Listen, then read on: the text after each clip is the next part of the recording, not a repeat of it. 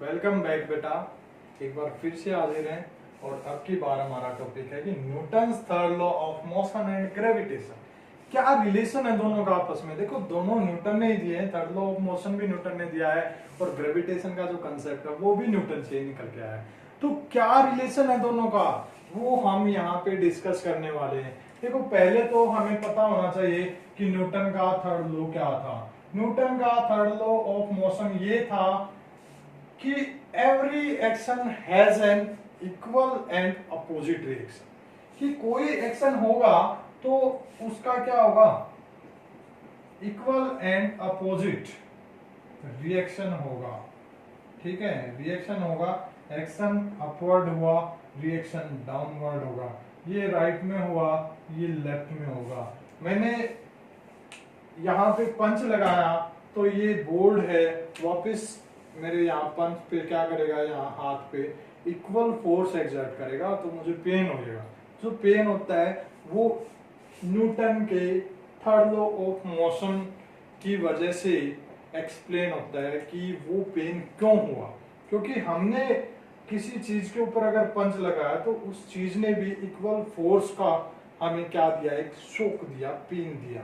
ठीक है, अब जानते हैं कि ग्रेविटेशन के साथ इसका क्या रिलेशन है। ग्रेविटेशन में क्या होता है कि कोई भी ऑब्जेक्ट वो दूसरी ऑब्जेक्ट पे क्या लगाती है, फोर्स ऑफ अट्रैक्शन लगाती है।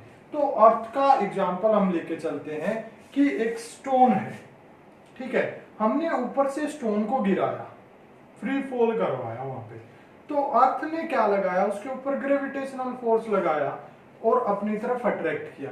तो स्टोन हमें नीचे की तरफ गिरता हुआ दिखाई देता है। लेकिन न्यूटन के थर्ड लॉ ने क्या कहा कि एक एक्शन हुआ उसका अपोजिट रिएक्शन भी होगा। तो इसका मतलब स्टोन ने भी अर्थ के ऊपर ग्रेविटेशनल फोर्स लगाया, लेकिन अर्थ तो हमें ऊपर की तरफ जाती हुई दिखाई नहीं देती। क्या रीजन है? अक्सर बच्चों के दिमाग में ऐसा क्वेश्चन आता है और बच्चे पूछते हैं, सर क्यों नहीं दिखाई देती अर्थ ऊपर की तरफ जाती हुई? तो इसका जवाब बेटा हमें मिलता है इस टॉपिक में, इस वीडियो में मिलेगा। देखो, फोर्स क्या होता है?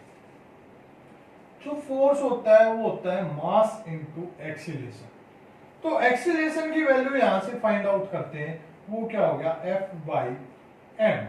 वो क्या हो गया, F बाई एम। और फोर्स, ग्रेविटेशनल फोर्स, ठीक है, तो ये हो गया हमारा मास। तो एक्सीलरेशन यहां से क्या आया, वो आया inversely proportional to 1 by M. क्या आया, inversely proportional to mass. F directly proportional to 1 by M, inversely proportional to m, यानी कि acceleration produced that is inversely proportional to the mass of the object. तो देखो, अर्थ की वजह से stone में जो एक्सीलरेशन प्रोड्यूस हुआ वो क्या हुआ, क्या होगा बेटा? स्टोन का जो मास है वो कम है तो एक्सीलरेशन उसका ज्यादा हो गया, इसलिए वो हमें ऊपर से नीचे की तरफ गिरता हुआ दिखाई देगा। लेकिन जो अर्थ है, अर्थ का मास कितना है, बहुत ज्यादा है, और मास अगर एक्सेस में हो जाए तो एक्सीलरेशन क्या हो जाएगा, नेग्लिजिबल हो जाएगा। तो that's why the acceleration produced in earth that is negligible. इसलिए जो अर्थ है हमें ऊपर की तरफ उठती हुई दिखाई नहीं देती। ये रीजन था बेटा आपका कि जब कोई चीज अर्थ के ऊपर मतलब एक हाइट पे जाके हम उसका फ्री फॉल करवाते हैं तो वो हमें नीचे की तरफ गिरती हुई दिखाई देती है, लेकिन अर्थ हमें ऊपर की तरफ उठती हुई दिखाई क्यों नहीं देती? अर्थ का जो सरफेस है वो राइज अप क्यों नहीं होता? तो ये था रीजन आपके सामने। आई होप कि आपको समझ में आया होगा। Thank you, have a nice day.